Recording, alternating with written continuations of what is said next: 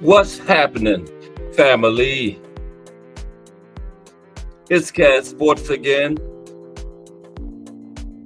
back for another afternoon with my people. Now, as usual, before we get started, let me give a shout out to the JBT community. Just boxing talk. We're a group of people that just love to talk boxing. And we're always looking for others to join us. And you don't have to have a podcast or a channel or anything like that. The only requirement is you just have to love to talk boxing. That's all. The Rise Podcast in the building. Salute to the Rise Podcast. Fire Channel. That's our leader of the JBT community.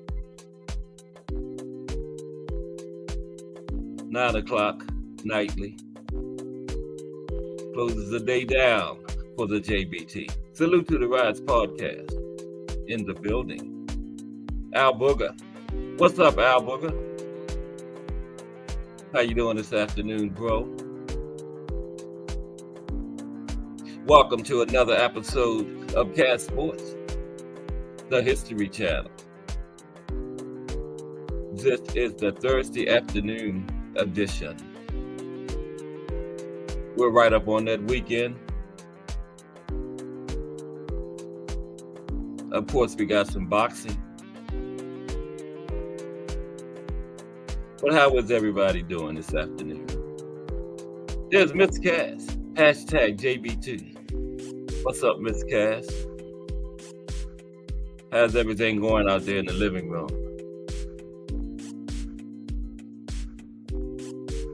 Good to see you in here, Miss Cass, hashtag JBT. Salute. Yeah, we're pulled right up on the bumper of another boxing weekend. I guess, what is today? Today is the, today is not the weigh-in. Today is the final press conference, I believe, for Saturday's fights, and then the weigh-in is tomorrow. Matter of fact, what do we have Saturday, anyway? I think we got a card out of the UK. Let me see. Saturday, February 3rd. Yeah, we got a card from Wembley Arena over there in the UK. I believe it's good old Eddie Hearn. The main event is Joshua Buatsi versus Dan Aziz. They're light heavyweights, 12 rounds. For Aziz's British and Commonwealth titles. I guess you have to be from the UK to care about those. But yeah, title fight. Then we got Carolyn Du Bois versus Miranda Reyes, lightweights, 10 rounds. Carolyn is the sister of Daniel Du Bois. Carolyn has been chasing Katie Taylor. Katie is the lightweight undisputed champion, but she's also the junior welterweight undisputed champion, and she hasn't fought at lightweight in over a year. You know, Carolyn's wondering when she's going to get her title shot. You know. But they don't strip Katie or anything. I guess they got their picks. Old Bud didn't have the IBF a hot 6 months before he stripped him. So, I don't understand it, but we love it. It's boxing. It wouldn't be right if those type of things didn't happen. But anyway, Ben Whitaker versus Khalid Bradia, light heavyweights, 8 rounds. We got Francesca Hennessy versus Lauren Berlin, bantamweight, 6 rounds. Jimmy Shikaya. I'm not even going to attempt the opponent. It's anyway, they're heavyweight, 6 rounds. And also, we got a card coming from Las Vegas Saturday. Old Conor Benn back in action versus Peter Dawson. Welterweight's 12 rounds. Remember, O'Connor wouldn't fight in the U.S., but I think he's still under suspension and can't fight in the UK, so he had to come over here and fight. Oh, Peter Dawson, whoever he is, put something on Conor, cheating ass. But Conor Ben, headlining the card from Las Vegas Saturday. All right. It's over there on the zone. Eddie Hearn. The co-main is Austin Ammo Williams versus Armel Umbumba. Middleweights, 10 rounds. Oh, Ammo back in action. Haven't seen Ammo for a while. Ammo Williams in action Saturday. Johnny Fisher versus Demetrio Bezus. Heavyweights, 10 rounds. Khalid Ko versus Ron Geraldo Osuna. Light heavyweights, 8 rounds. We got George Liddard versus Andrew Buchanan. Middleweight, 6 rounds. Jimmy Sains versus Ahmed Sweetie. Middleweights, 4 rounds. Big card, big card. So that's what we got going on this weekend. Al Booger say, Conor, UK eggs Ben. Yeah, Conor was trying to get pregnant or something, wasn't he, Al Booger? Taking some kind of pregnancy medication or something. Conor was going to do whatever it took to win. Then if he lost, he's going to say, well, I was pregnant. Oh, next Thursday, we got Teofimo. I like those Thursday cards. Remember like Shakur and the fight where he ran around the ring for 12 rounds? Who was he fighting? Oh, De Los Santos. So we got another Thursday card, Teofimo. I did not know that. That's this Thursday. Teofimo and Jermaine Ortiz. Pretty good one. That's for Teofimo WBO at 140. Got Keyshawn on the card, y'all. Keyshawn. Yeah. Versus Jose Pedraza. I think Jose will give him some work. You know, Jose is a veteran. Knows his way around the ring. Yeah. That'll be a good name and some good work for Keyshawn against an experienced, seasoned veteran fighter. I like that. I like that fight for Keyshawn. Yeah. So that's what we got coming up. Just want to take a quick look. 2 cards Saturday. Card next Thursday. All right. I don't know what else is on that card next Thursday, but the main event and the co-main are pretty good. Teofimo and Jermaine Ortiz and Keyshawn versus Jose Pedraza. All right. Boxing is looking good. And then I always say, it's significant, the names that are not on the schedule yet. Like the Face of Boxing. You know, he got something coming up.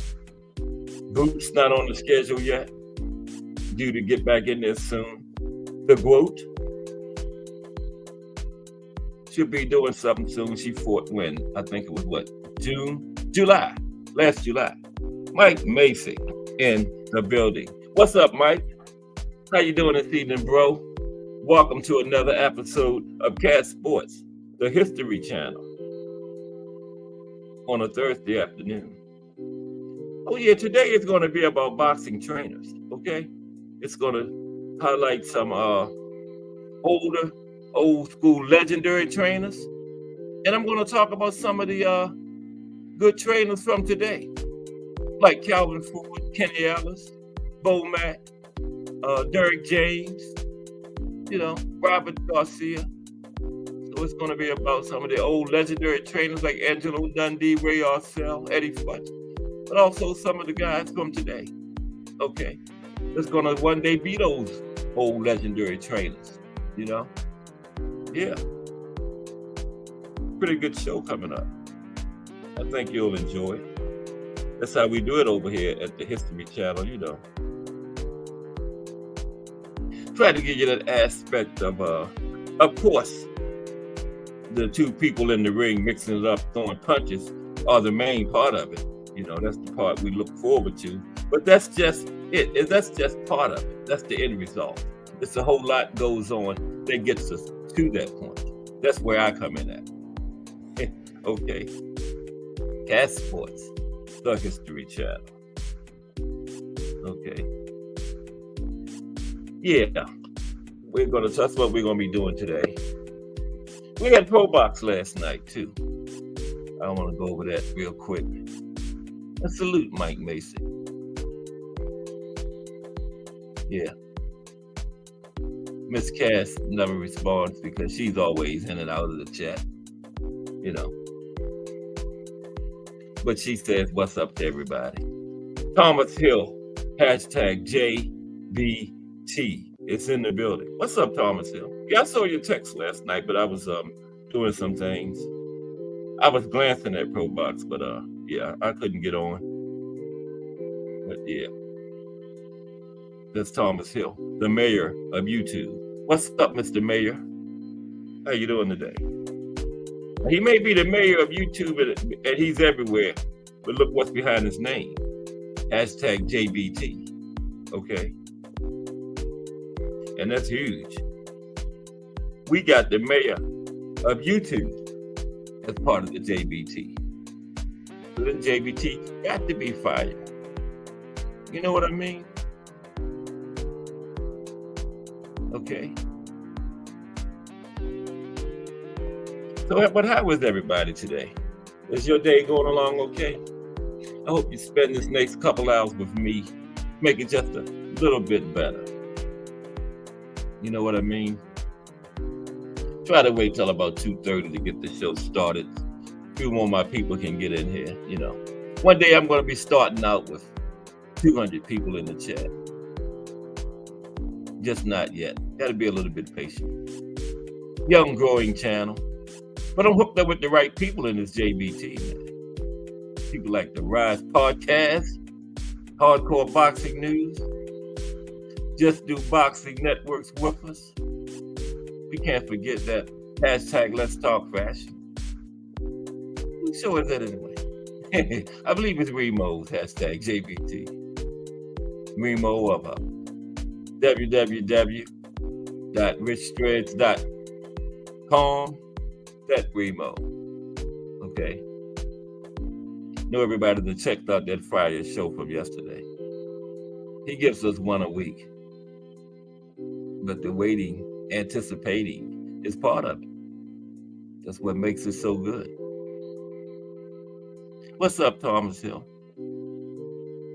Thomas Hill said, that's a fact, Cass. I'm just doing my best, man, you know. Trying to make it. Yeah.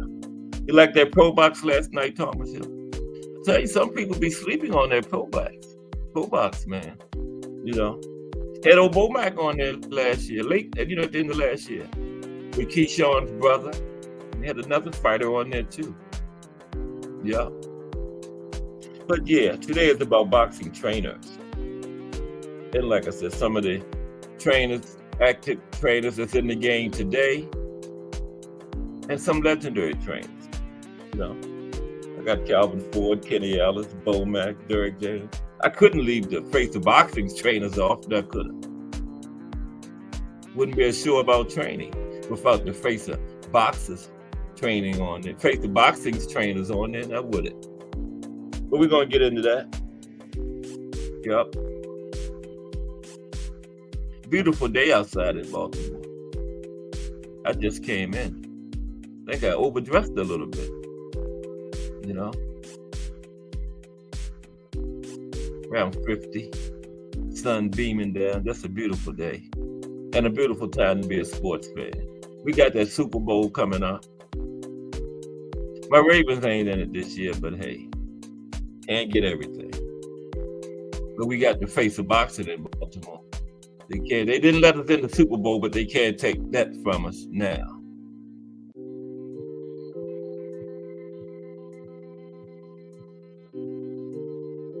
Let's take a look at Pro Box from last night. Just a quick look at what happened. 4 fights on the card. Okay. Oh, you like Pro Box, Mike? Yeah. A lot of people sleeping on. Yeah, Leo is coming. Leo is a former champion, Mike. He lost his belt to Cool Boy. So that's nothing to hang your head about. He was a champion at junior featherweight, right? 122. The junior featherweight, yeah. Lost his belt to Cool Boy a few years back. But his fight last night, that win puts him in line He should be getting a title shot at featherweight now in his next couple fights. If they do it right, give to the people that deserves the shots. Angelo Leo is right up there. So he should be getting another title shot. And you're right, Mike. He is a problem. That's what might keep him from getting a title shot. That's how they do it nowadays. They say a good young fighter like Angelo, and they duck him. They'll start talking about it doesn't make dollars and cents and all that kind of stuff. But what it boils down to, you don't want to get in the ring with him. But anyway, Angelo was part of the main event. Excuse me. He went up against Mike Plania. Okay. He stopped him with a body shot in the third round. Okay. Now there was some confusion in the ring immediately after the fight, because the punch was initially ruled a low blow by referee Michael DeJesus, right? But the Florida State Athletic Commission stepped in there and corrected him. They come on, Mike, that wasn't no low blow. Caught him right in the rib cage. So, Leo got the stoppage. Now, Leo came out, he was patient. That's when the fight began. And Plania was struggling to get his offense off early, But he was putting up a solid defense early in the fight. I can't give him that, right? Now, it picked up in the second round. Both fighters started to take some risks. Leo was dictating the pace, and he was getting off first too, right? And Plania continued to struggle with his offense in the second round, right? And third round, Angelo continued to pick up the pace, right? Plania was fighting behind the high guard by that point, and but he left his body exposed enough. Angelo got that left hook in on him, right? On that side, sent Plania to the mat. And that's when the brief delay came in, as the referee ruled it a low blow. But like I said, members of the Florida State Athletic Commission at ringside advised the referee that the punch was legal. Okay. And old Angelo was awarded the stoppage. Now, that was Angelo's second straight knockout win, right? He had a stoppage, 9th round stoppage on Pro Box in his last fight. That was about 3 months ago. Yeah, I saw that one. I think that might have been the first time I started watching Pro Box. Yeah. Skywalker, Boxio, #TWT, The Winning Team.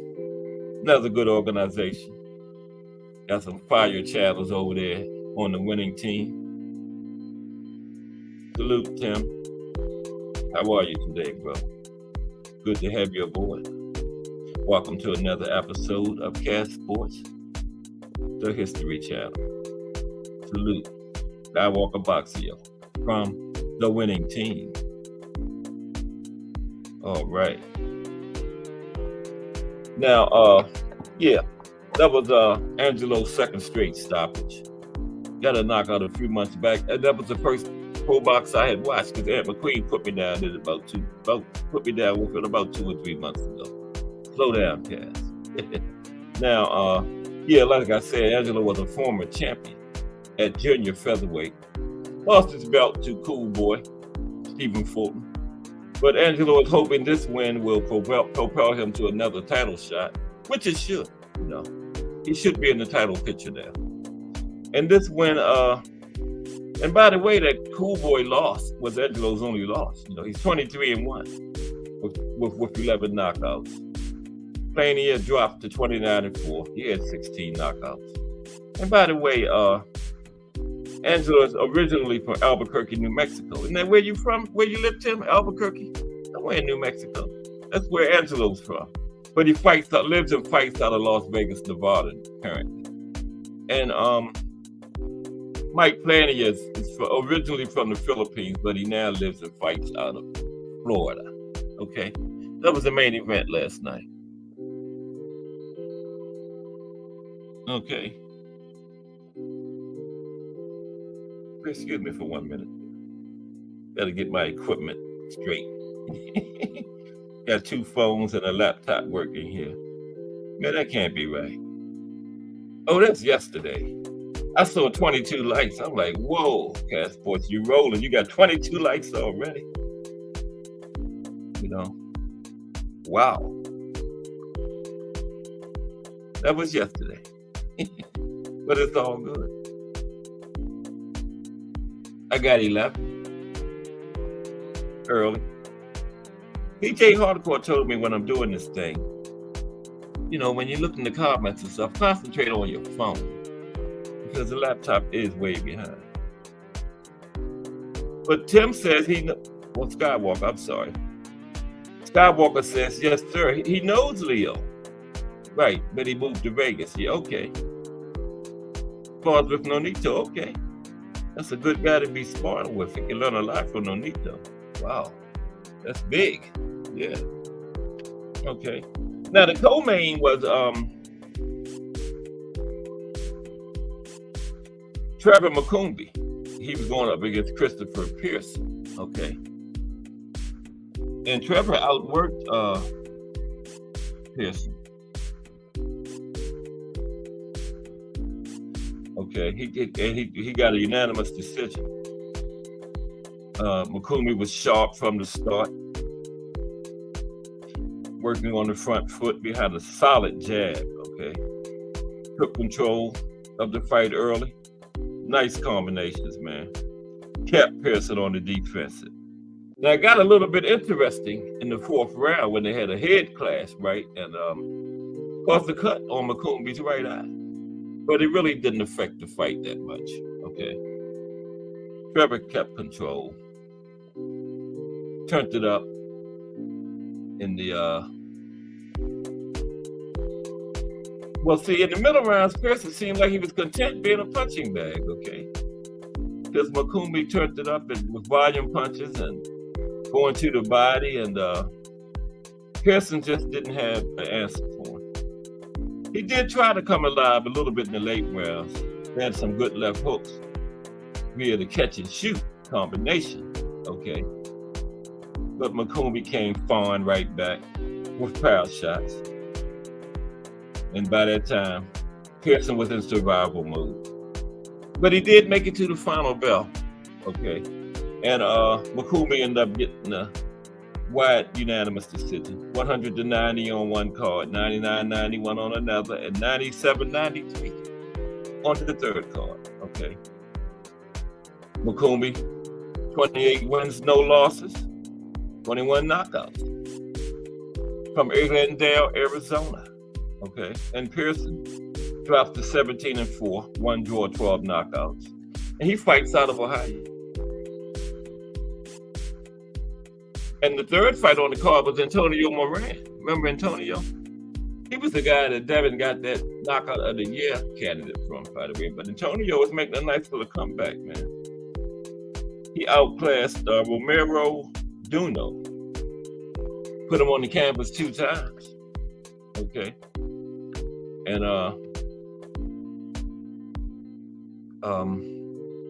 Moran had a nice height and reach advantage that Duno just couldn't overcome, okay? And Moran controlled the distance most of the fight, keeping his jab in Duno's face. Now, Duno did have a moment in the 2nd round. He surprised Moran with a good overhand right, okay? But it was a dominating performance by Moran, as Duno just couldn't handle that body attack that Antonio put on him. Dropped him twice. And it was a body shot at the end of the fight, actually, in the 6th round. Okay. And when he dropped him in the 6th, Duno didn't even make an attempt to get up. He didn't want it anymore. So Antonio Moran gets the 6th round stoppage via body shot. His record goes to 30-6, 1 draw, 21 knockouts. He's originally from Mexico City, now lives and fights out of Florida. And Duno is from the Philippines. He dropped to 26-4, but he does have 20 knockouts. And the final fight on the card was a promising prospect, Michael Gamble. Took his record of 7-0, 4 knockouts as he outpointed Damian Alcala over 6 rounds. All judges gave him a shutout, 60-54. Takes his record to, like I said, 7-0, 4 knockouts. Alcala drops to 7-4, 1 knockout. Gamble goes to 7-0. Hails from Cincinnati, Ohio. Alcala is from Mexico. Now we're going to talk about trainers today, okay? As I said, some up-and-coming, well, not up-and-coming, established, active trainers, and some good old legendary guys. I think we're going to talk about the active trainers first. But first, let's just talk a little bit about boxing training, okay? Now, because that's what this show is about.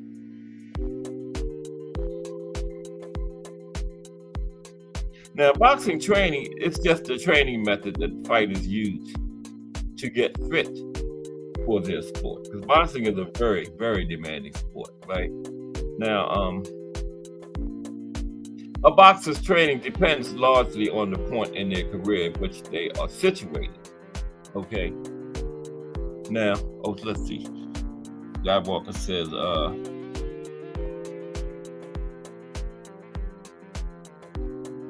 Moran was staying away from that left hook Abdul knows. Uses height good. Yes. That height advantage really was working for him last night, Skywalker.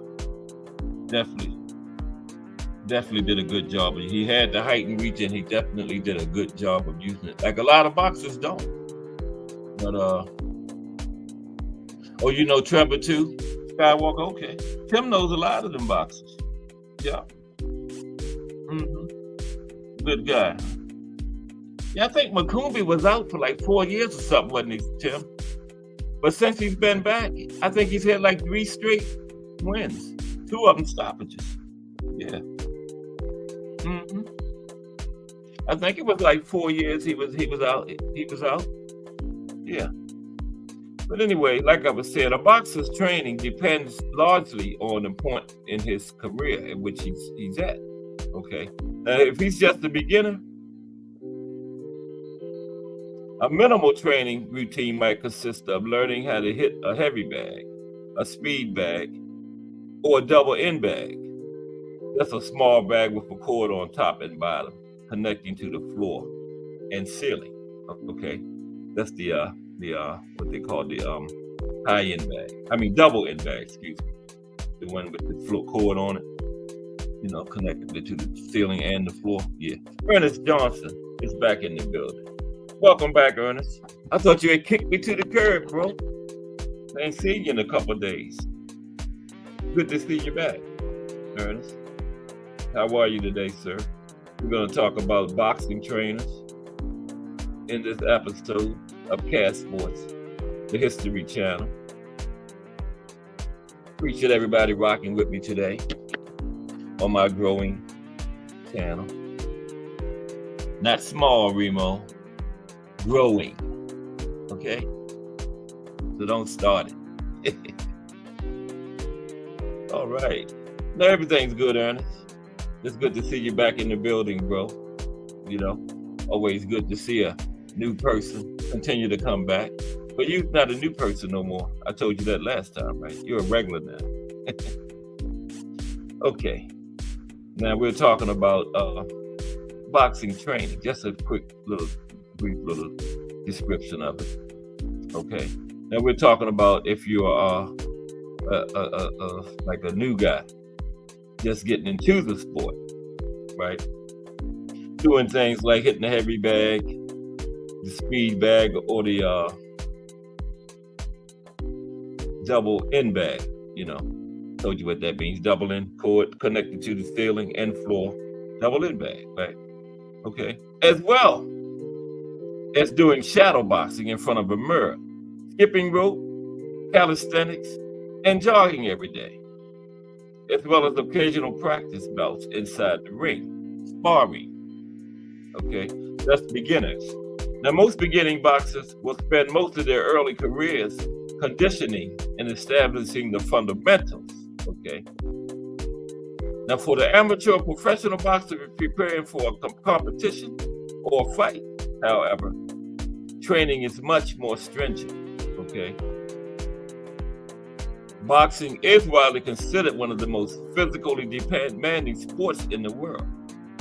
Yes, it is. Excuse me. This spam calls me at the same time every day. It's crazy.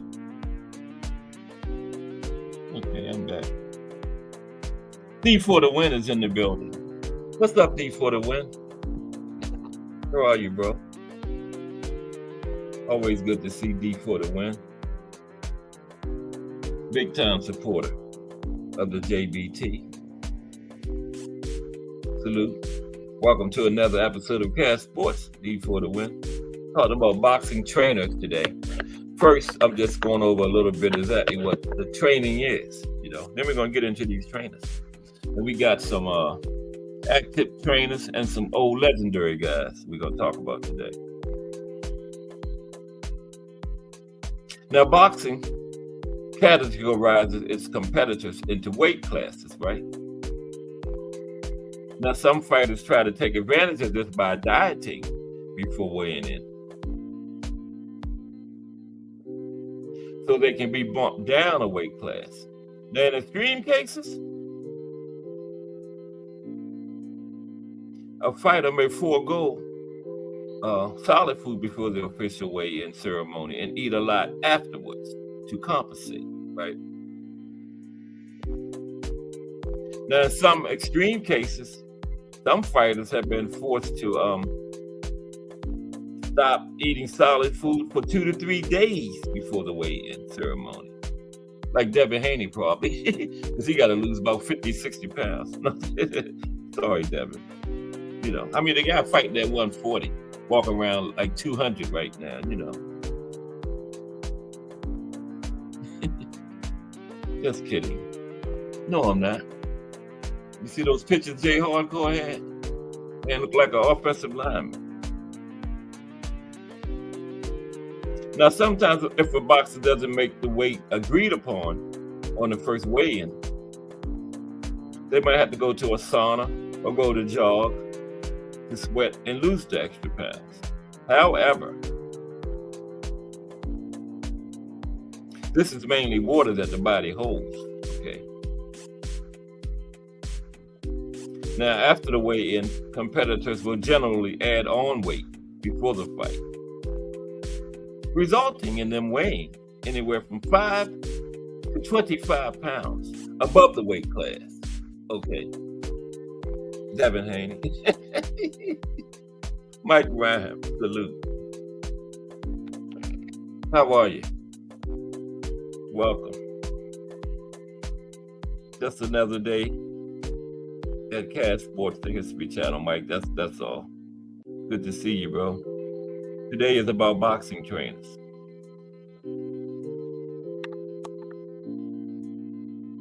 Everybody smashing on that appreciating button, aka the like button. I think we're gonna get 30 today. I you know, and I don't like that, man. I think I like the IBF, the 10-pound rehydration clause. Yeah, because if you're fighting at 140,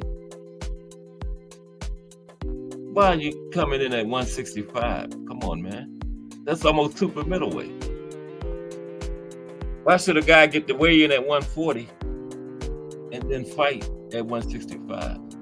I liked it when they did the same day weigh-ins. But for health reasons, whatever, they decided to give you the extra day to, you know, get your body back together, you know, get the waters and everything back in and, you know, recover from what you had to go through to make the weigh-in.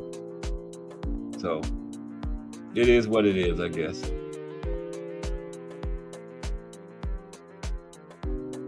Now, most boxers will generally try to have the maximum weight possible within the boxing weight class they are fighting in. As a good boxer should be able to use their weight to their advantage, okay? Now, quickly on sparring. Sparring is just practice fighting, that's all, with the aim of training skills and fitness, not to determine a winner. Sparring is not about winning or losing, okay? Sparring should always involve use of a mouth guard, head guard, and groin guard. Sparring gloves are often more padded than gloves used in actual fights, right? Sparring partners sometimes agree to practice particular types of punches or defense moves to focus their training, Okay. Now let's talk about some of these trainers. I think I'm going to start with the trainers of today, and we'll do the legendary ones second. Okay. Yeah. Bear with me for a minute, please. Yeah, we're going to do the trainers, the guys I got today. Then we'll go to the legendary guys. But everybody doing okay this Thursday afternoon? Pulling up on the weekend to some more fights. That's what we live for. I remember they was this morning in the hangout. Them guys were saying they are hardcore fans. They would watch two Nets fight. Wow.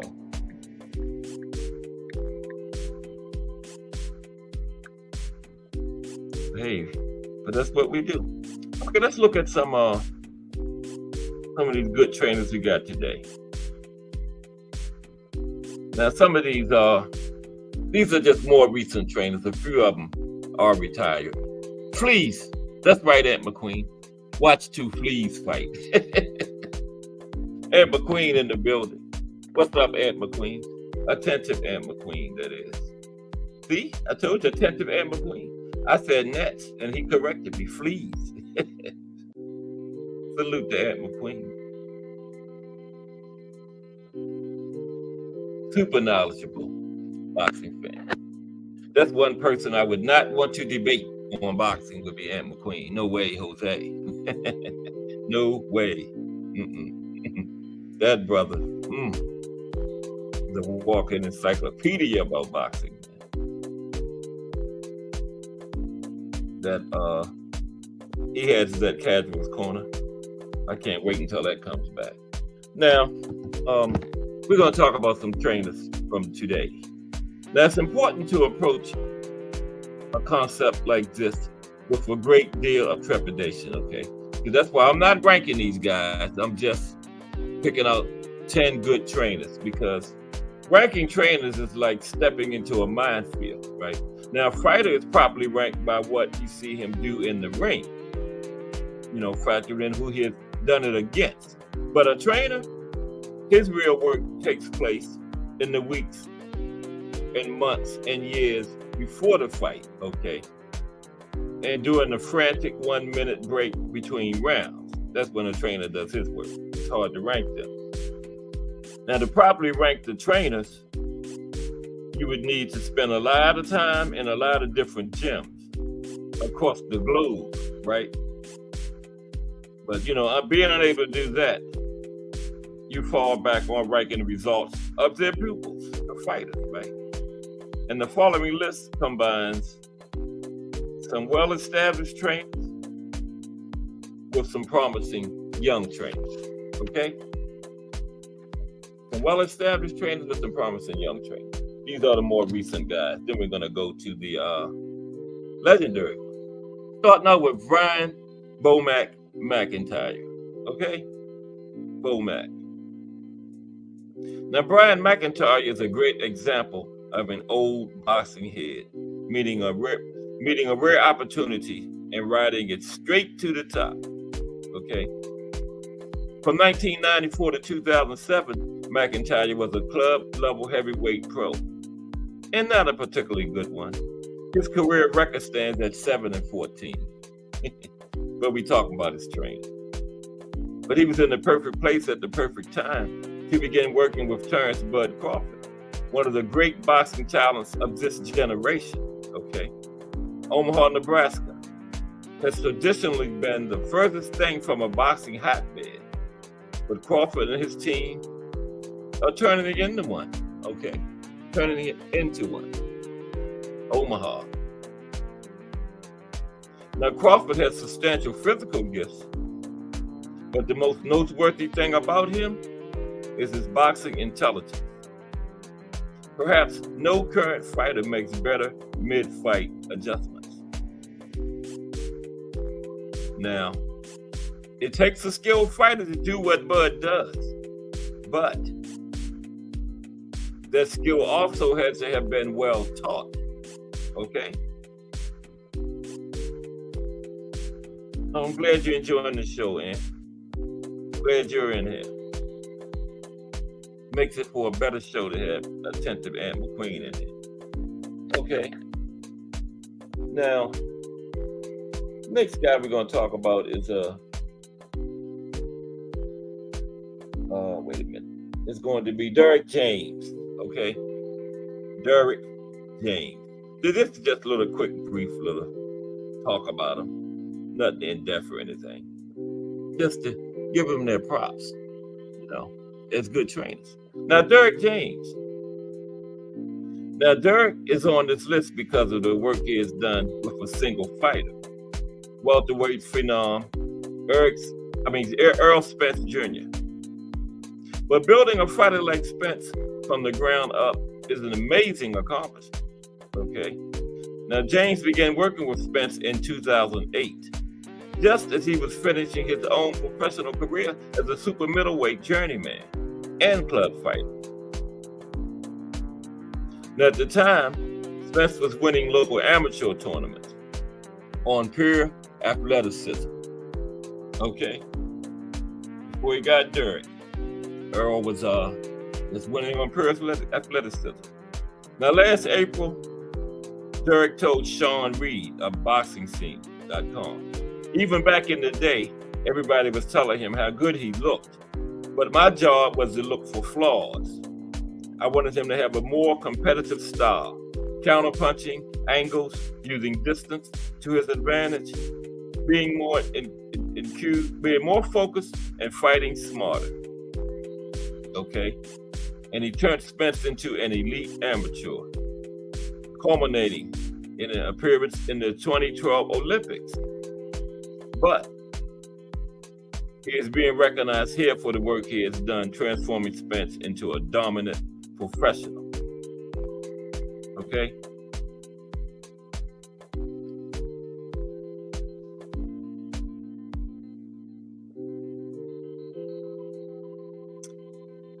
All right, so he's being recognized for turning Spence into a dominant professional. Now, the next guy is Shane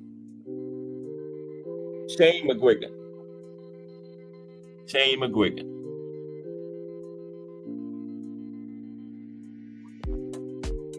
Okay.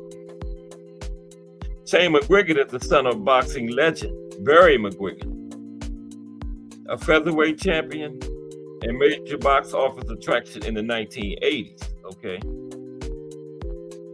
And he remains one of the sport's most interesting commentators.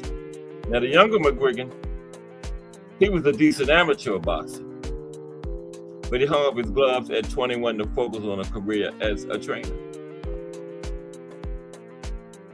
Now, McGuigan is primarily on this list because of the work he did with Carl Frampton, okay? And Carl Frampton was one of the top candidates for 2016 Fighter of the Year. And while Frampton had great natural gifts, what was most notable about his ascent to the top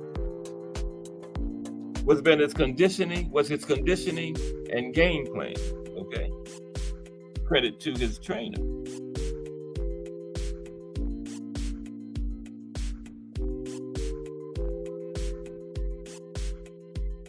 Now, McGuigan has also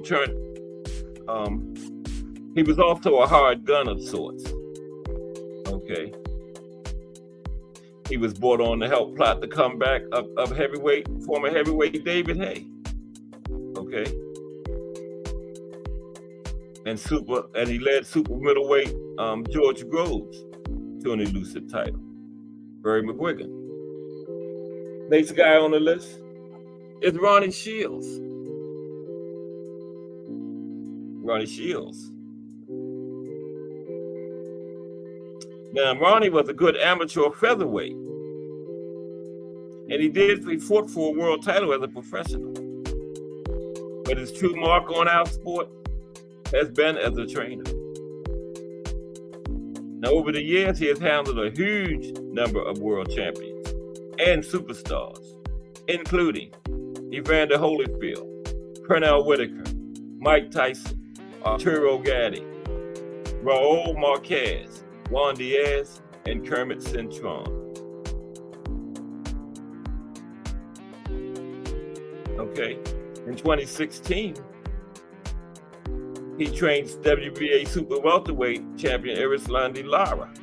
Okay, he was one of the sport's best boxers, and currently trains IBF. I think he's WBC, isn't he? Mall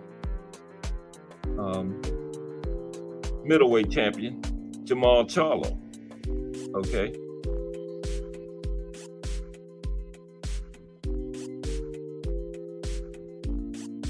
And we saw Charlo's victory over former champion Austin Trell back then. That was a perfectly executed game plan and textbook work for a Shields-trained fighter. Robert Garcia.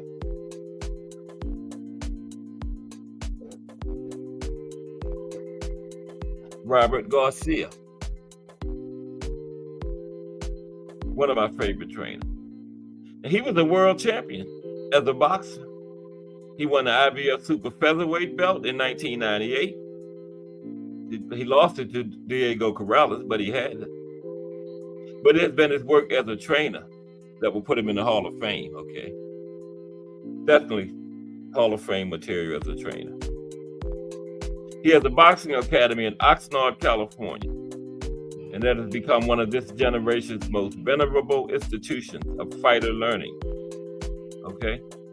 His boxing academy in Oxnard, California.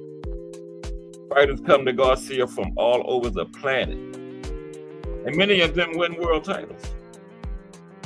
He developed Brandon Rios into a two-division world champion. Turned Marcos Maidana from a relentless brawler into a world champion. Gave Floyd Mayweather his toughest fight. And that was in the second half of his career, okay? But Robert's greatest pupil to date has been his younger brother, Mikey, because he has some good fighters over there now. Okay. Mikey used to be an undefeated two-division world champion. Okay.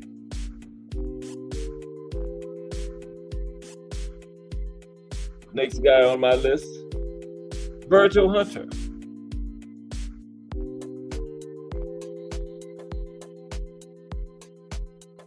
Virgil Hunter.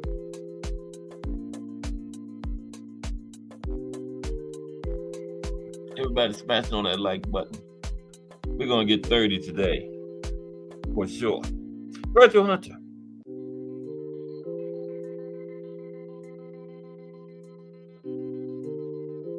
Now, like some other trainers on this list, Virgil Hunter's career as a trainer might never have gotten off the ground if not for meeting the right young fighter early in his career. If there was no Andre Ward, Hunter might never have become a household name among boxing fans. But without a teacher like Hunter, Ward might never have developed into the pound-for-pound superstar he became, okay? Hunter learned the sport from the ground up alongside his young fighter, okay? He's a bit like the great Angelo Dundee in that his value as a trainer is as much due to his psychological insight as his technical acumen. But he knows the sport and has become a go-to teacher for struggling stars. okay? Trained Andre Berto, Amir Khan. Still, Andre Ward was his greatest project. Okay, next on the list, John David Jackson. John David Jackson.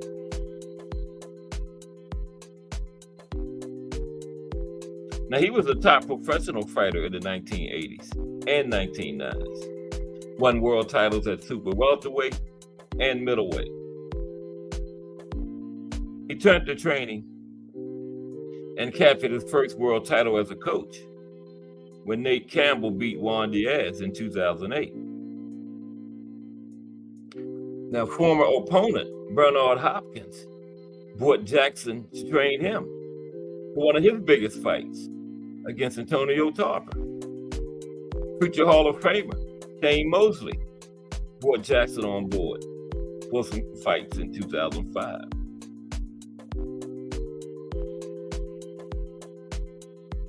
But Jackson's greatest work was done with light heavyweight champion Sergey Kovalev, who came to Jackson with a strong amateur background, and then he started demonstrating power at the professional level. Jackson developed him into a pound-for-pound superstar, a patient assassin who dominated, okay, when he shifted his career to the United States. Abel Sanchez.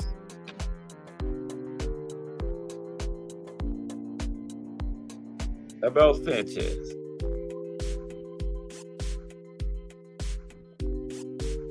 Oh, time is flying by. Abel Sanchez. Abel Sanchez was a highly accomplished trainer far before he paired up with Gennady Golovkin, Triple G. He made Terry Norris a super welterweight champion and one of the top stars of the 1990s. He made Terry's brother, Orlin, into a world champion at the cruiserweight level. He also captured world titles with Lupe Aquino and Carlos Valdemir. But it was with Golovkin that elevated him to the top of the sport. Triple G came to him as an Olympic silver medalist with dangerous power. But Sanchez deserved the credit for making Triple G a true boxing terror in the classic Mexican style that was favored by the likes of Julio Cesar Chavez. As a result of his success with Triple G, Sanchez's gym in Big Bear, California has become a destination for fighters from around the world. Okay. In addition to Triple G, he also handled light heavyweight contender, former light heavyweight contender, Sullivan Barrera, and undefeated welterweight at the time, Konstantin Ponomarev, among others. And topping out the list, two names will take up the final two spots on the list. Calvin Ford and Kenny Ellis. Okay. Calvin Ford and Kenny Ellis. How could I leave the face of boxing trainers off the list? When I'm talking about trainers from this generation. Okay. Calvin Ford and Kenny Ellis are the trainers of undefeated 5-time world heavyweight champion and current face of boxing superstar Gervonta Tank Davis. Now, in some circles of boxing, Ford and Ellis are underappreciated. But to those that know them, they have a following of trust in Baltimore, from world champions to possible future world champions to kids putting on a pair of boxing gloves for the first time. Okay. Ellis and Ford are always in lockstep. They share a simple philosophy. It's always about the kids. Okay. Now they do what no one else in boxing can currently do. They keep their homegrown talent. They develop them and nurture them while training them. Now, Ford has had Tank since he walked into the Upton Boxing Center on West Baltimore's Pennsylvania Avenue when he was 7 years old. Okay? Ellis and Ford managed Upton together, and they have basked in the triumph of Tank and potential future stars like Patino Oliver, Lorenzo Truck Simpson, and Jaleel Hackett. Ellis is also the father of rising young female fighter Mia Ellis. Okay? Ford says his ultimate goal is to see Tank all the way through his career. But while he's doing that, him and Ellis are busy at Upton Gym working on the next Gervonta Tank Davis. Okay? Now let's look at some legendary guys.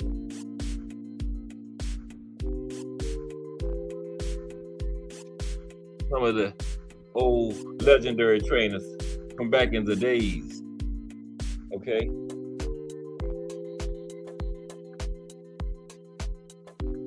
Everybody okay this afternoon?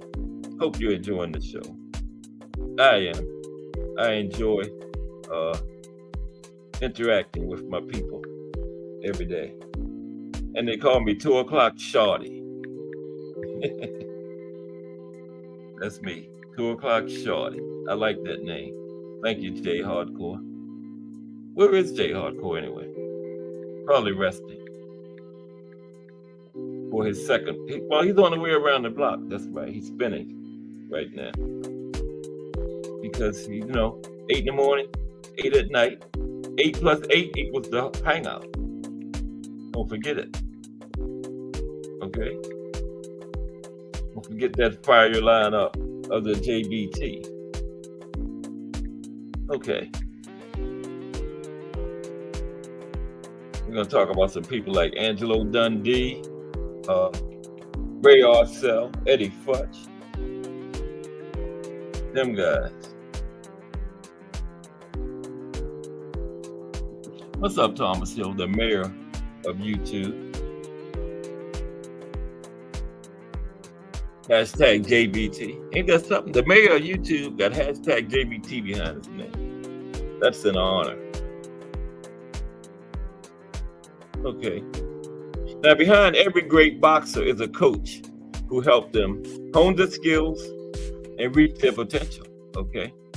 Now we're going to look at 10 of the greatest boxing coaches. Okay. Examine their coaching philosophies and unique techniques.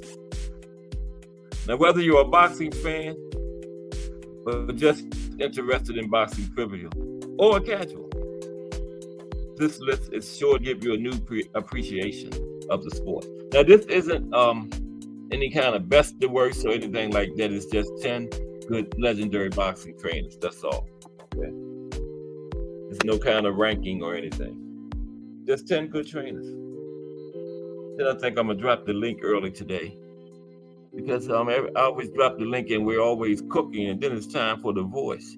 Just Do Boxing to come on. And I got to get out of the way.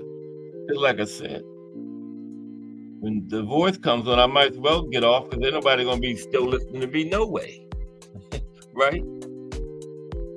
Now, the first one on this list is got to be Cus D'Amato, right? Old Cus.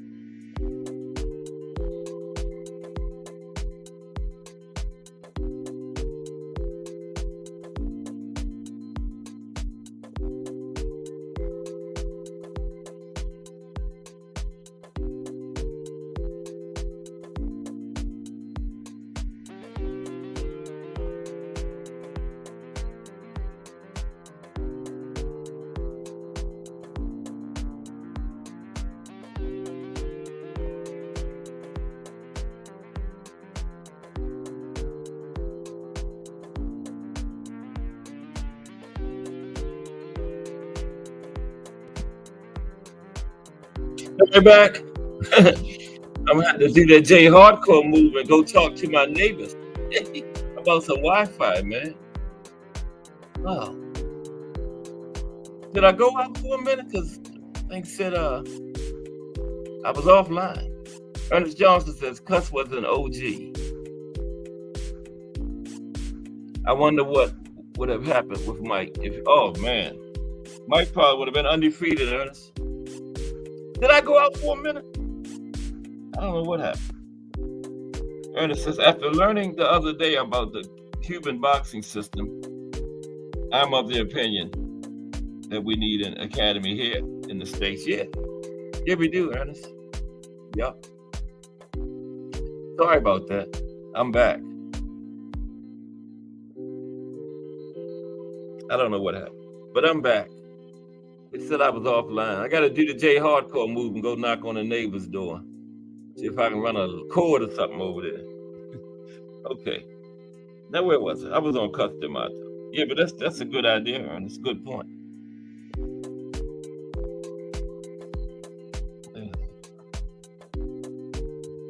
Man.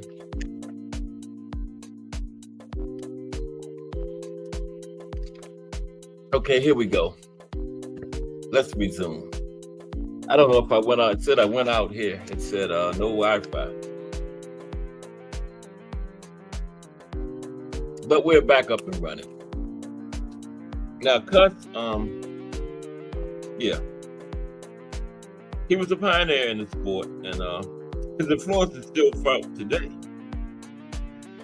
Okay, now, he was known for his unorthodox training methods and his ability to discover and develop young talent. He was a strict disciplinarian, and he had a reputation for being one of the most demanding trainers in the sport, okay?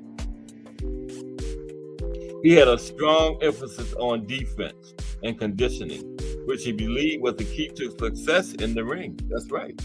Like I've heard, fights are won before you even get in there, you know?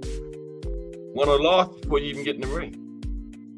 Now, Cuss also developed the peekaboo style of defense, which Angelo Dundee used to teach many of his fighters. Yeah, Cuss started that peekaboo style. He certainly did, okay? Now, his coaching philosophy was centered on discipline, defense, and relentless training. Discipline, defense, and relentless training. 3 big keys to our sport, okay? Discipline, defense, and relentless training. That's what Cuss's coaching philosophy was centered on. He believed that the key to success in the ring was a strong defense, and he focused on developing this in his fighters through intense conditioning and drill work. Now, he also believed in the importance of mental and psychological preparation, right? And he instilled a fierce determination and will to win in his fighters. If Cuss had lived, Ernest, Mike would have probably never got beat, I think. But it would have been very hard to beat him. Buster Douglas definitely wouldn't have beat him if Customato was alive. That thing probably would have went about his regular 2 rounds or something. Buster don't get out of the second round against Mike Tyson. Customato trained Mike Tyson, that is. Okay. Now, he instilled a fierce determination and will to win in his fighters. He was known for his unorthodox training methods, which included heavy bag work, focus mitt drills, and sparring with multiple partners. He also believed in the importance of developing a fighter's character and instilled strong values of self-discipline, respect, and humility in his fighters. And when he passed away, all that went out the window with Mike. Went straight out the window. You know? What unique technique did Cuss teach? Okay. Customato is particularly known for developing the peekaboo style of defense. That was his unique technique, which focused on protecting the head and face by holding the gloves high and tight to the cheeks. This technique was designed to make it difficult for opponents to land punches to the head, while also allowing the fighter to counter with punches of their own. It was characterized by a crouch stance with the chin tucked down and the forearms held close to the face. Customato, okay. Next up is Angelo Dundee. Okay, trained two of the best and most well-known fighters ever to step in the ring, Muhammad Ali and Sugar Ray Leonard. Okay, both trained by Angelo Dundee, among others. I think he had like 15 world champions overall. Excuse me. Now, famous American boxing trainer and cornerman who worked with 15 world champion boxers, including Muhammad Ali and Sugar Ray Leonard. He was known for his ability to motivate and prepare fighters for known for motivating and preparing his fighters for big fights, and for his calm demeanor in the corner during fights. Yeah, Angelo was known for that. Always stayed calm. Except for that rope-a-dope fight. That's the most animated I've ever seen of Angelo. Get off the damn ropes, Ali. Get off the damn ropes. But normally Angelo was calm. But he was pissed off at Ali that fight. The rope, but it worked. He was happy when it was over with. That's one of them ones, where you be like, no, don't do that play. Oh, okay. Yeah, nice play. Okay, Angelo Dundee's coaching philosophy was centered around the idea of never panic, okay? He believed in staying calm in the corner during a fight and focusing on making small adjustments to help his fighters improve. He was also known for his ability to motivate fighters and to help them believe in themselves. Dundee was a master at adjusting his fighters' strategy based on their opponent's weakness, and he had a great timing to give instructions or encouragement to his fighters during a fight. He also believed in working with fighters from the early stages of their careers to help them develop the skills and build confidence. Now, what unique technique did Angelo teach? Okay.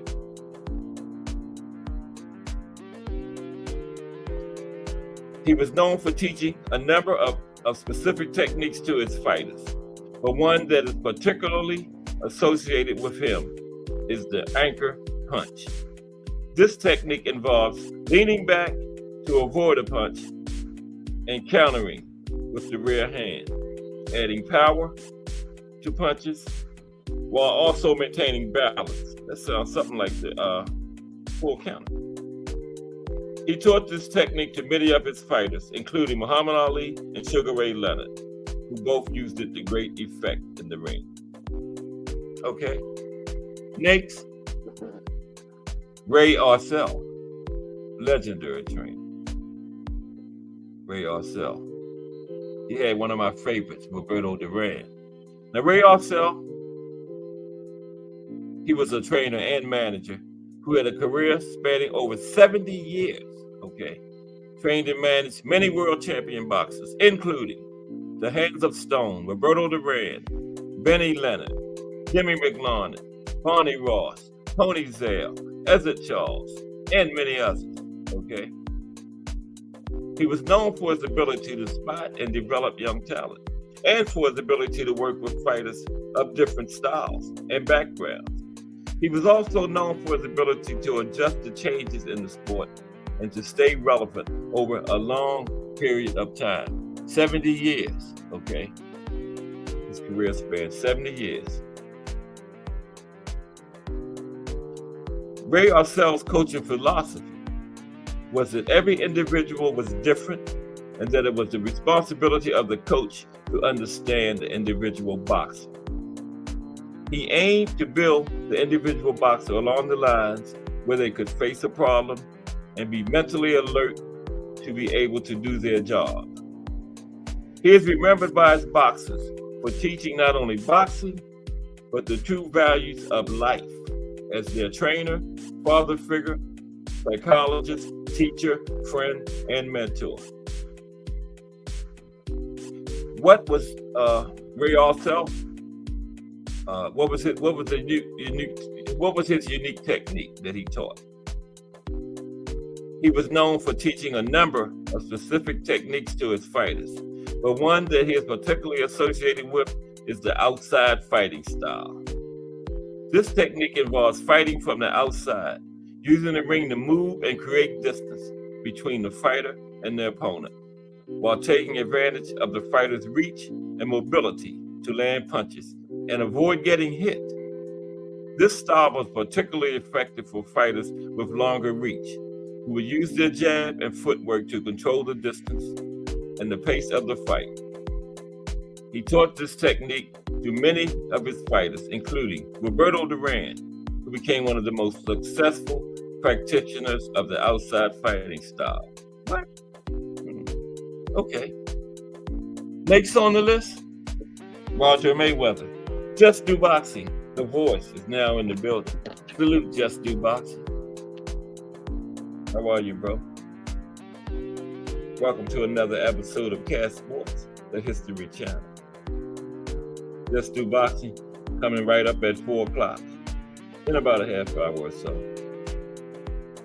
Part of that fire lineup every day, Monday through Friday, and Saturday, I believe. 4 o'clock, Just Do Boxing. Salute to Just Do Boxing, everybody. Appreciate all the support I get from that brother. Okay, next up on the list is Roger Mayweather. Okay. Roger was not only an American trainer, he was also a former 2-weight world champion, okay?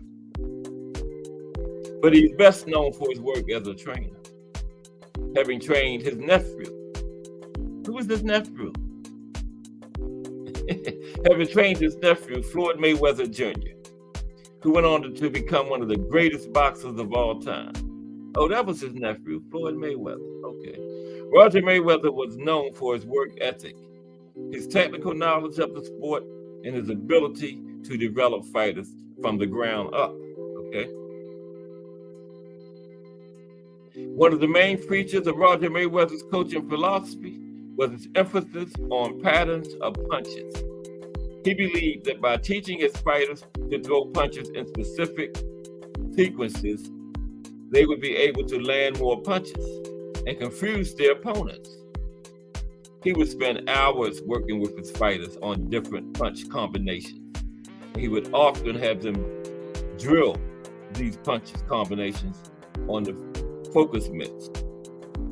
He believed that by mastering these combinations, his fighters would be able to land punches more effectively and would also be able to anticipate their opponent's movements, and counter more effectively, okay?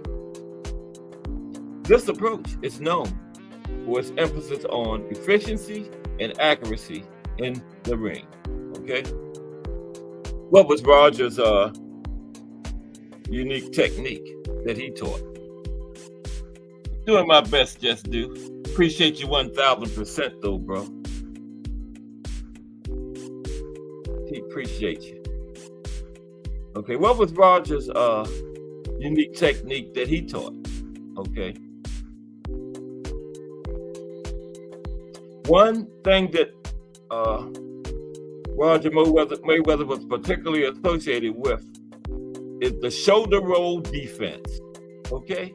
The old shoulder roll defense. Too bad Roger couldn't help Ryan Garcia with it. Maybe Floyd can.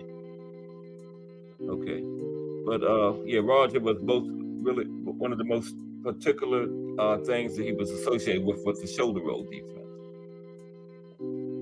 Okay. Hold on for 1 minute, please. Need some water. Hope everybody enjoying the show. Get more and more people starting to stay with me, throughout the show. And I appreciate everybody. because I'm a young, growing channel that needs the support. Doing my best over here. Got the support of people like Just Do, the Rise Podcast, Hardcore Boxing News. How can I fail with them brothers behind? Those are all big-time established channels. Support me 1,000%. So that's the motivation there. But let me get back to this, okay? But I appreciate them brothers, 1,000%. Now, Roger, shoulder roll. Okay.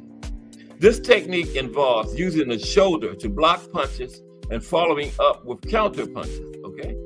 Use the shoulder to block punches, follow up with counter punches.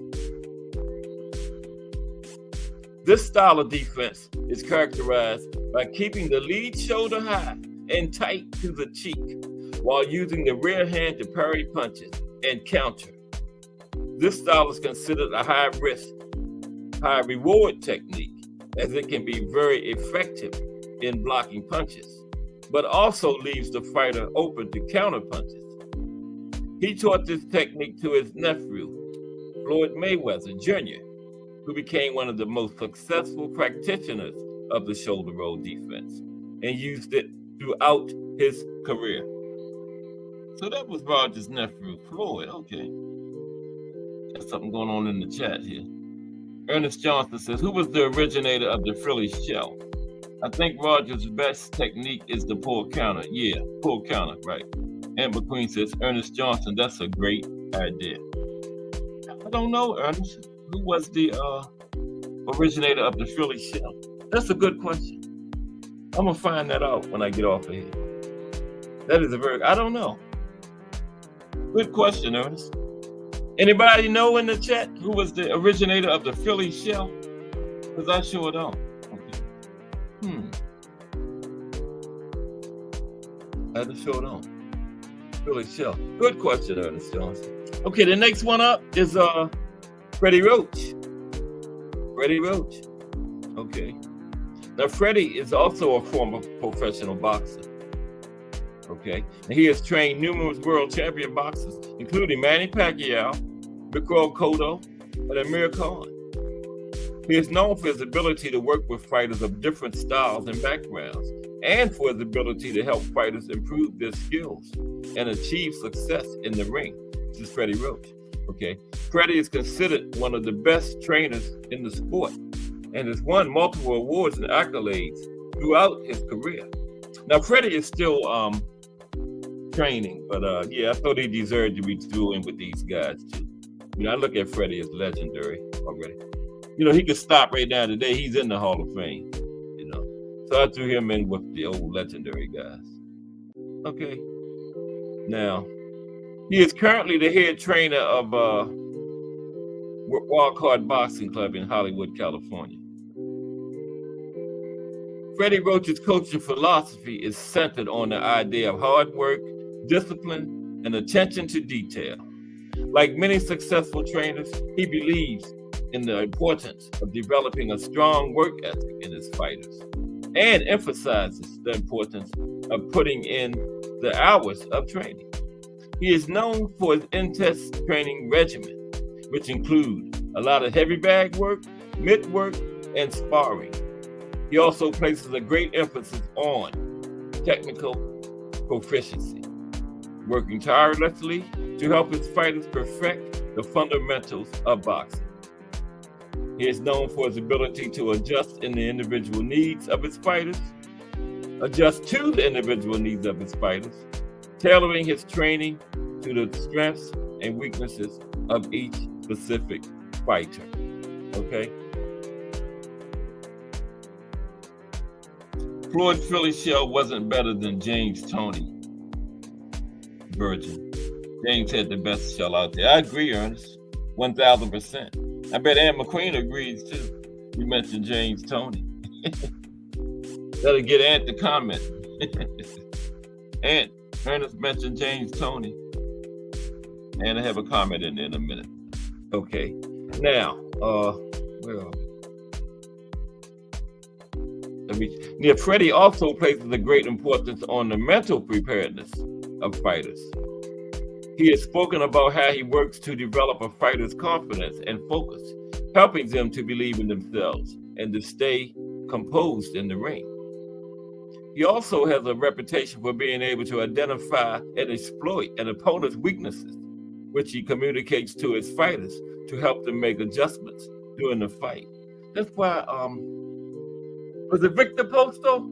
Used to be trained by Freddie, and then in his last fight, he was fighting a fighter that was being trained by Freddie. And I was saying, no fair, man. Because Freddie got that reputation for being good at picking out them weaknesses during the fight, man, and exploiting them.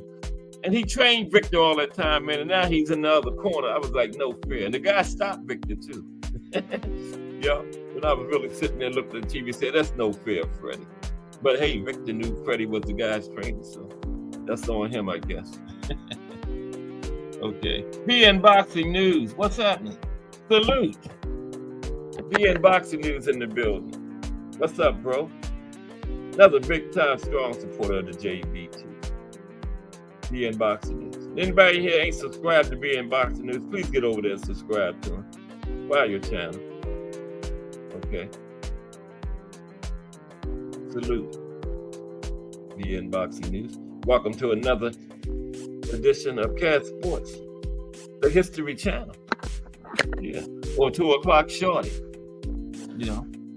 And BN Boxing News says salute to Mr. Historian himself, Cat Sports. Oh, thank you, BN Boxing News. Appreciate it. Hope you're enjoying the show. Ernest says George Benton is being given credit as the first fighter to use the Philly show. Okay, George Benton. Okay, thank you, Ernest. Because I didn't know. Ernest Johnson said George Benton is being credited as the first guy, first fighter to use the Philly show. Okay. I did not know that. Thank you, Ernest. Okay. Now we're back to Freddie. He has a reputation for being able to identify and exploit his opponent's weaknesses. That's why I didn't like it when he was over there telling that guy how to knock Victor Posto out. He knocked him out too. But like I said, that was on Victor. He knew Freddie was over there in the other corner, his former trainer, and he knew Freddie's reputation for identifying and exploiting the opponent's weaknesses. Okay. And Freddie did it. The guy knocked Victor out, right? Now, what unique technique did Freddie teach? Okay. Now, he's known for teaching both the basics and advanced techniques. Rather than have his boxers study footage of fighters and imitate their style, he believed in the style of his own boxing. He himself would study fight footage in order to imitate the weaknesses of the opponent during his mitt work. He is known for his ability to teach southpaws such as Manny Pacquiao to use their unorthodox stance to their advantage, and for his ability to help them develop the ability to counter and evade punches from conventional fighters. Freddie Roach. Okay.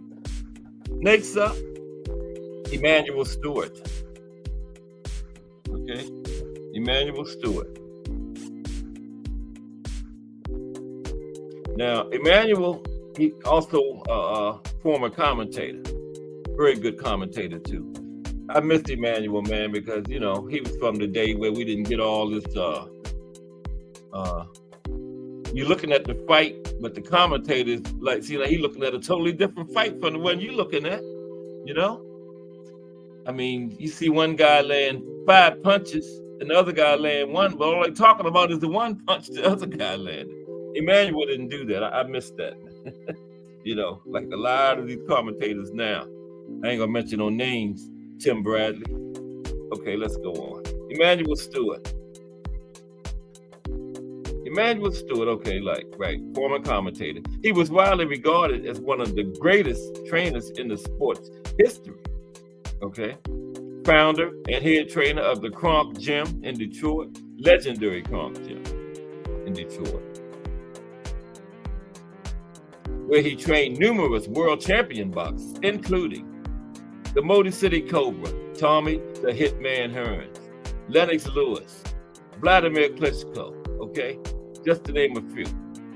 He was known for his ability to work with fighters of different styles and backgrounds, and for his ability to help fighters improve their skills and achieve success in the ring. Excuse me for 1 minute. Okay. I'm going to drop this just a notch. A notch. Where's the volume at?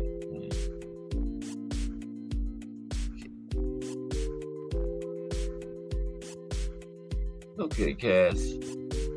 Just leave it like it is before you mess something up. You know, already went out once today. Oh, there it is. I couldn't find the damn volume. Excuse me, y'all. Okay, that's better. Okay. Back to Emanuel Stewart. Okay. Emanuel Stewart was known for his coaching philosophy of withering work in the ring. He always stressed the fundamental basics, which included good balance and working behind a solid jab, Tommy Hearns. He believed in getting to know each individual boxer and their mental makeup, rather than taking one fighting style and using it with every boxer. He began clinics to pass on the valuable lessons he learned from his years of experience in and around the ring to those truly interested in the sport. Okay, now what unique technique did Emanuel teach? Okay. He was known for teaching boxers to place the jabbing hand slightly in front of the non-jabbing hand and to hold a non-jabbing hand in front of the chin as opposed to the side of the head, okay?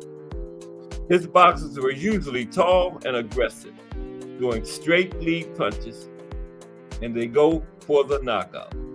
That's Emanuel Stewart fighter. Okay, what is it? Ooh, 3:35. We got the voice in 25 minutes. Next up, Teddy Atlas. Teddy Atlas, also a commentator too, okay? He's had a long and successful career in the sport of boxing. His coaching career started as an assistant to D'Amato himself, okay? And in 1980, Teddy trained the Sweden Olympic boxing team for the 1980 Summer Olympics. That's the one the United States didn't go to. When politics reared its ugly head into it. Can't say that enough. I was pissed off about that. Jimmy Carter was president then. Okay. Now, he has trained many world champion boxers, including Mike Tyson, Michael Moorer, and Shannon Briggs. And Teddy is also a respected commentator, providing expert analysis on major fights for various television networks and platforms. He is currently a commentator for ESPN. Is he? No. I don't think he is. No, he is. Sorry. They had to take that team from Pro Boxing and replace the current ESPN crew with them. Paulie and the other guy. I got a brain lock. Chris Algieri, yeah. They do good. They don't they tell you what's going on in the ring. You know. You don't see one guy land 5 punches and one land 1, and they only talk about the guy that landed 1. Okay. Very good. People might not like Paulie, but I got to give him credit, man. He does a good job on that Pro Box. Excellent job. Now, okay, keeping track of the time. You know, I don't want to go into the voices. But like I say, ain't nobody going to be listening to me nowhere at 4 o'clock. So. Oh, Ant said agreed. Well, that was way back. He's talking about, I guess he's talking about George Benton. Was the first fighter to use the Philly shell. Okay. Now, Teddy Atlas believes that success in boxing is more mental than physical, as it is in life. This means being able to handle pressure, control the imagination and emotions, and be calm. While a fight is definitely not a calm environment, remaining mentally calm brings presence and the ability to perform to one's potential. Yeah, a fight is definitely not a calm environment, but remaining calm brings presence and the ability to perform to one's potential. Yeah. Now, what unique technique did Teddy teach? Now, he is known for teaching a variety of techniques to his fighters, but he places a strong emphasis on the fundamentals of boxing, such as proper footwork, head movement, and hand positioning. He also emphasizes the importance of defense and encourages his fighters to develop a good guard and to use their defensive skills to set up counterpunches. Additionally, he focuses on teaching his fighters how to throw combinations of punches and how to work the body, slow down opponents. Okay? Work the body, slow down opponents. He also emphasizes the importance of the jab and its role in setting up power shots. His manner of delivering techniques teaches as much about life as it does about boxing. Okay? 3 more to go. Okay. Ed was agreeing with me about quality commentary. Oh, yeah. Oh, definitely, Ed. I think I heard you say that before, yeah. About Paula and them, yes. Peekaboo. Yeah, good point, Ed. That Cuban boxing school continues to churn out quality fighters, man. That's been going on for a long time. The Cuban boxing school been turning them out, even before, when a lot of them, the more of them going pro now, but way back when they wasn't going pro, they were still turning out quality, man, in the amateurs. They, I think they got, Teofilo Stevenson is one of the only 2 people with 3 gold medals. I think it's enough. I don't know who the other one is, but I used to know. But Teofilo is one of them. Eddie Futch, okay, professional trainer and cut man, okay. He had a career spanning 60 years, Eddie did. He was considered one of the greatest trainers in the sport's history also, and trained many world champions, including Joe Frazier, Ken Norton, Larry Holmes, Riddick Bowe, primarily in the heavyweight division. He was known for his ability to work with fighters of different styles and backgrounds, and for his ability to help fighters improve their skills and achieve success in the ring. He was also known for his ability to adjust to changes in the sport and to stay relevant over a long period of time. Yeah, he had to adjust to changes because he was in there for 60 years, right? And he did a very good job at it. Eddie believed in non-negotiable, clear, and unwavering expectation. He did not believe in allowing his gym to become a recreational center where boxers come and go as they please, but in giving boxers a strict routine. Eddie Futch taught his fighters to defend against the jab. Okay, what unique style did he teach? Eddie Futch taught fighters to defend against the jab. For example, he taught Joe Frazier to nullify their opponent's jab with head movement that had no rhythm. Okay, head movement that had no rhythm. He also taught his fighters to position the rear hand in front of the jaw, the way Joe Frazier did, so as to parry the opponent's jab. He also taught his fighters to jab with the opponent. Okay, so Eddie Futch put a large emphasis on the jab. Okay, now Ignacio Beristain. Ignacio, also known as Nacho Beristain, is a Mexican professional boxing trainer. Has been active in the sport for over 50 years. He is considered one of the best trainers in the sport and has trained many world champion boxers, including Juan Manuel Marquez, Marco Antonio Barrera, Oscar De La Hoya, and the legendary Julio Cesar Chavez. He is known for his ability to work with fighters of different styles and backgrounds, and for his ability to help fighters improve their skills and achieve success in the ring. He is also known for his ability to adjust to changes in the sport and to stay relevant over a long period of time, okay? Beristain is considered a legend in the sport of boxing in Mexico where he is respected and admired by many.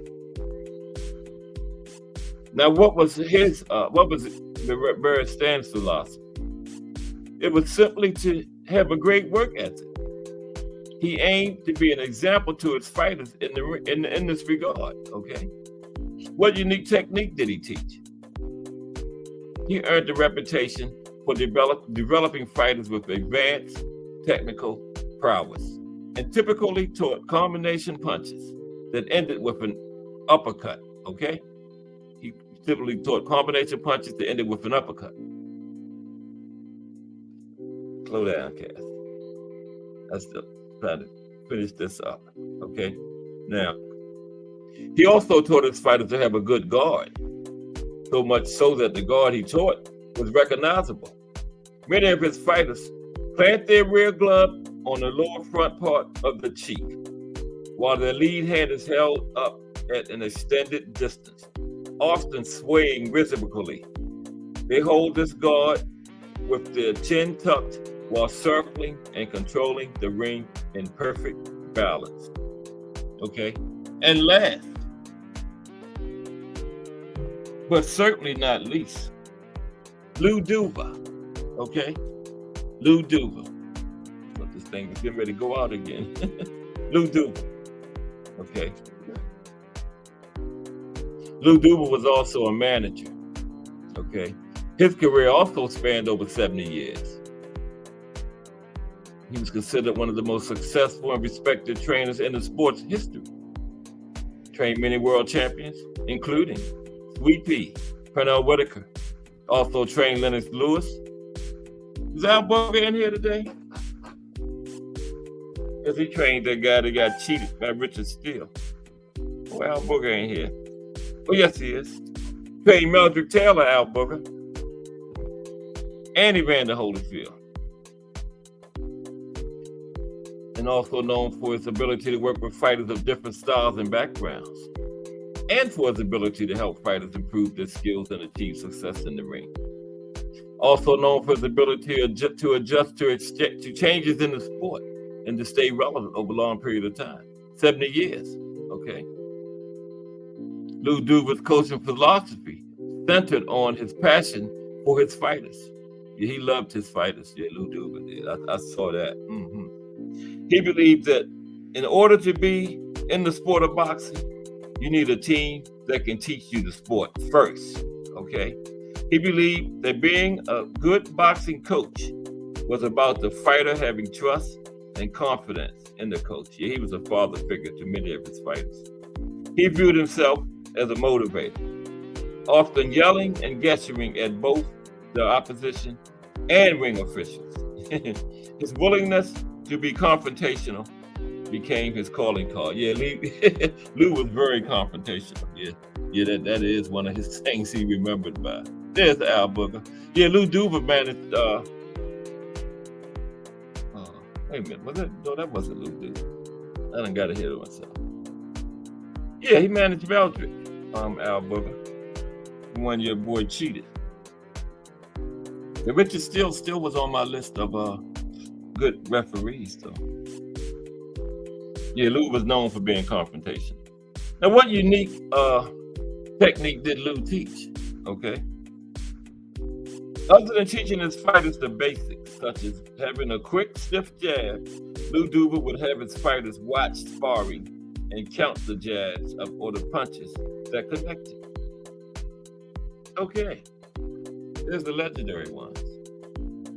Tomorrow, I did this before, but that was way back when I was just starting. So I'm going to do this again. I'm going to talk about the history of the sanctioning bodies, okay? The big four, and touch on some of the smaller ones. But the big four, the WBA, WBC, IBF, and WBO. That's what we're going to do tomorrow. And I know I was saying earlier in the week that the WBO had the big scandal, but it was the IBF, where the president and the former president and his son went, and some other officials actually did prison time. And the Godfather was mixed up in it. The Godfather testified that they offered him bribes, that he had to pay so much money for this and that. Yeah. But that's what we're gonna do tomorrow.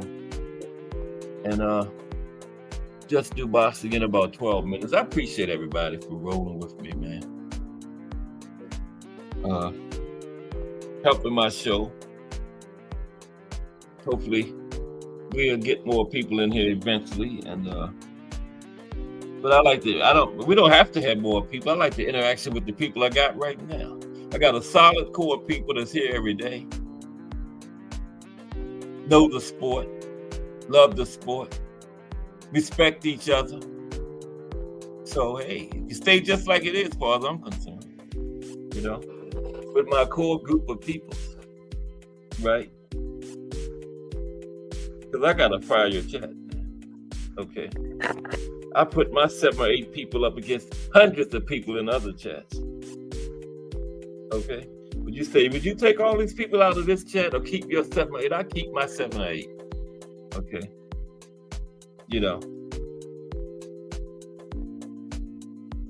But we got, I think, what is it? Final press conference for this weekend today. And what's his name? Conor Ban is back in action this weekend in Vegas. And he would never come out of the UK and fight. But I think he's still suspended over there, ain't he? So he brought his ass out of there this time, didn't he? He's fighting Peter Dawson over in Vegas this weekend. And then we got the card with Buatsi and Dan Aziz. That's for the British and Commonwealth titles. And we got boxing next Thursday. Teofimo and Jermaine Ortiz and Keyshawn and Jose Pedraza. Jose will give Keyshawn some good work. I got Keyshawn pulling out the decision, though. What y'all think? But I think Pedraza, I like that fight for Keyshawn. What you say, Al Booger? I'm seeing YouTubers beefing left and right. I know, man, it's crazy. It's crazy, ain't it? I don't understand it, man. But nobody bothers little cat sports. We are good over here, man. That's one good thing, hey, stay over there and beef, You see, I'm quick on this, Ricky. Some of my, other guys in the JBT say, leave them alone, We all got different opinions, but I'm quick on the trigger. Come over here, stupid. Bid them bye-bye. You have my permission. Okay, this is Cash Sports, the History Channel. Hey, if that keeps me down to my little 7 or 8, then that's how I'll be. But the other guys in the JBT allow me to be a part of their team. So I'm happy with that. We don't do that nonsense over here. Okay? We are hardcore boxing fans, and we talk boxing. No nonsense. Now I go back and forth with Al Booker about Richard Steele and that nonsense. Where he cheated my man Meldrick Taylor, yeah. But that's good beef in there. That's good beef, right? And Coach Thomas about the Sugar Ray Marvin Hagler fight. Coach Thomas said, think Sugar Ray won. I think Marvin Hagler won. We go back and forth about that, but that's good beefing. Not that nonsense. You're betting to come to somebody's house and kill them. You might be talking to a 12-year-old kid, man. Like I had the guy come in here a couple weeks ago. I made him show his face briefly to just see who it was. Some kid, man. Talking about who's my favorite Looney Tunes character. I don't know. Casper the Friendly Ghost. Oh, that's not Looney Tunes. Man, get the ass out of here. You asked me, I don't know nothing about no damn Looney Tunes. Casper the Friendly Ghost is my favorite Looney Tunes character. I should have told him he was. But yeah, people like that got to go. Like I say, I'm quick on the trigger. Got my gun sitting right there beside me, Right, Remo? Whatever. You don't call Cass a pussy. Oh, hell no. I'm coming down into the chat then. I'm coming down into the chat for that one, Remo. Yeah, man. We got to go to Knuckle Junction. Okay. We got to take that trip to Knuckle Junction. You call me the P word. Okay. Now, I ain't fought in some years, so I might bring my gapper down there into the chat with me. That's what it is, you know. Can't do that.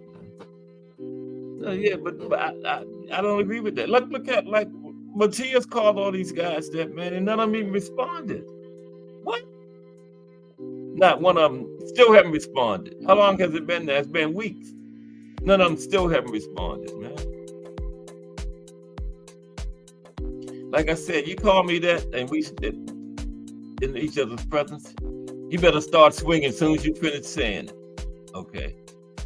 As soon as you finish saying Cass is a pussy, you better be punching.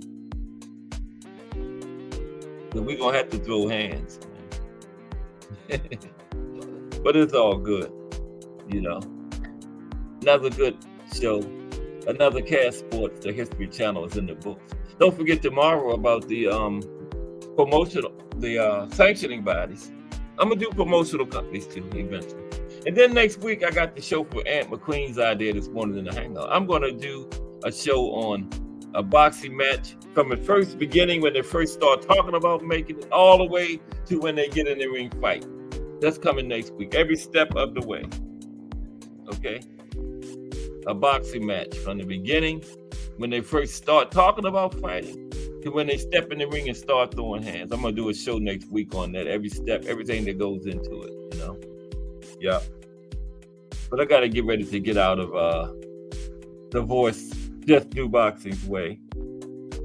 But anyway, BN Boxing News, Just Do Boxing, Attentive Aunt McQueen, Mike Rhyme, D for the Win, Ernest Johnson, Skywalker Boxio, hashtag TWT, the winning team. The mayor of YouTube, Thomas Hill, hashtag JBT. Mike Masick, Al Booger, The Rise Podcast. Did I tell you the Rise Podcast shuts it down for the JBT every day? They finished there, the Anchor Leg Force. Finished the night off at 9, closes the door, turns out the lights. Till tomorrow. And oh yeah, Miss Cass, hashtag JBT, was in the building. Okay. Miss Cass is a hardcore boxing fan too. I'm going to interview her on here one day about when she first started watching boxing, her favorite boxing, all that stuff. So stay tuned for that. Okay. But up next is The Voice, Just Do Boxing. I appreciate everybody for rocking with my growing channel, right, Remo? Cass Sports, y'all. Everybody have a great day.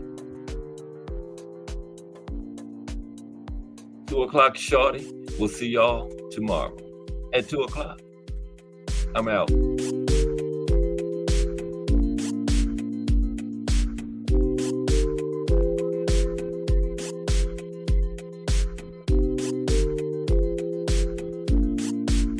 Gregory Pratt in the building. Sorry, GP. I didn't see you come in.